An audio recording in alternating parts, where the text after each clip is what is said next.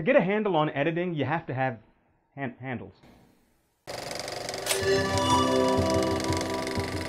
Hey guys, it's udo-ema, and you're watching Full Field, where we focus on the latest video trends and techniques and frame the conversation just for you. Okay, admittedly, that was a terrible pun at the top of the show, but I wanted to talk to you about something that we call handles. Handles are the few seconds at the beginning and the end of a video clip. If you're recording yourself or interviewing someone else, you always want to make sure that you leave a few seconds at the start of the clip and then hold a few seconds after they've finished talking. Why is this important? Well, it's for the transitions. Too often, people will stop recording right after the last line is spoken. That doesn't leave enough space for transitions out of the clip. What'll happen is, when you try to apply a transition without that tail room at the end, the video will start to fade out while the speaker is still speaking, and we don't want that.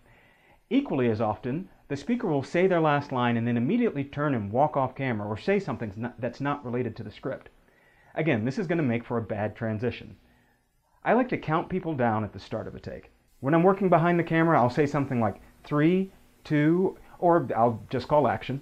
For closing out a take, I just remind the speaker that they just need to look at the camera and smile as they finish their last thought, and I'll call cut. This isn't really complex stuff, but it's something you should be aware of. I think there's something to the idea that some people just can't stand that little red light staring them in the face. They want to get in and get out as fast as possible. So, just remember, if you're recording yourself or someone else, pause for a couple of seconds before you start the dialogue and then wait a couple of seconds after the last line. You'll be glad that you have those handles. If you'd like to hear some other editing tips like this one, please leave me a note in the comments below. And if this is your first time watching, don't forget to click the subscribe button to get your weekly dose of video tradecraft framed and in focus. I'm udo-ema, you've been watching Full Field, and we'll see you next time.